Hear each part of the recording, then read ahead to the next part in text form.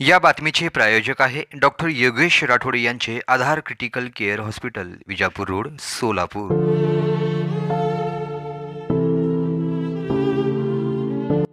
हवा येणं शक्यच नाही, आतमध्ये माणूस आहे असं म्हणलं तर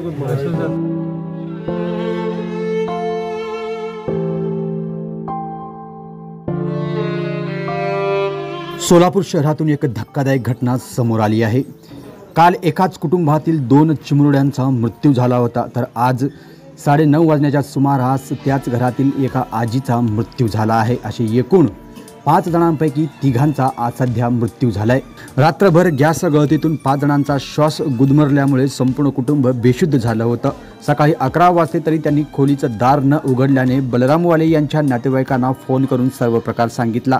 नातेवाईकांनी घराचं दार उघडलं तर आत गॅसचा वास येत होता। याशिवाय 5ही जणांच्या तोंडातून फेस येत होता। हे पाहताच 5ही जणांना तातडीने रुग्णालयात दाखल करण्यात आलं होतं। मात्र या दुर्घटनेत बहीण भावाचा आणि आज आजीचा मृत्यू झाला आहे।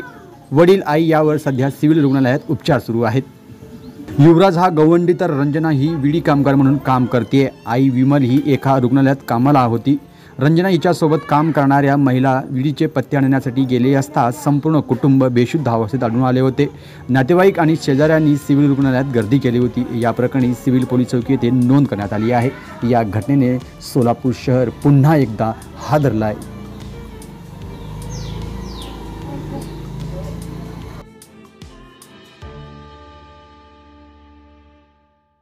ते आमच्या बहिणीच्या घरी रात्री सकाळी 11च्या नंतर आम्हाला कळाले की ते दार उघडेना म्हणून ते गल्लीचे लोक बोलवायला आले आम्हाला। ते आम्ही पळत गेले तर ते गल्लीचे 3-4 पोर होते। ते आतमध्ये ते पत्रा उघडून ते आतमध्ये शिरले। ते दार उघडले नंतर आतमध्ये गेले होते, सगळं वास यायला ते मग सगळ्याच्या तोंडावर फेस होते ते आम्ही ते बघून ते घाबरून ते आम्ही दोघं भाऊ ते लहान लेकराला घेऊन अगोदर ते बीप लागला पडालो, पण नंतर ना ते गल्लीचे पोरे सगळ्याला घेऊन इथं आपल्या ओपीडी मध्ये दाखल झाले। त्यांना किती ते टोटल 5 जण आहेत। 2 मुलं आहे, एक मुलगा आणि मुलगी, आणि नवरा बायको आणि त्यांची सासू।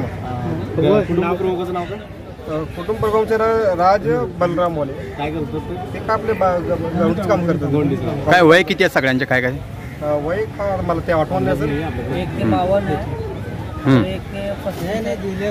तिकडे दिले ते आम्हाला ते एवढं आठवण आहे। लहान मुलाचे आहे। काल रात्री कधी बघितलं? काल रात्री नाही, ते रात्री आम्ही जाऊन आलो। ते सगळे ते तिरुपती बालाजीला गेले, ते प्रसाद आणले ते राज ते आणले, सगळ्याला खाऊ ते घातले आणि त्यांचे मेहनाला बोलवले, त्यांनी पण गेले आणि ते जाऊन ते भेटून आले त्यांना रात्री 12 वाजल्यानंतर। मग त्यांनी खाऊन झोपले ते, मग सकाळी काय झालं आम्हाला कळले नाही।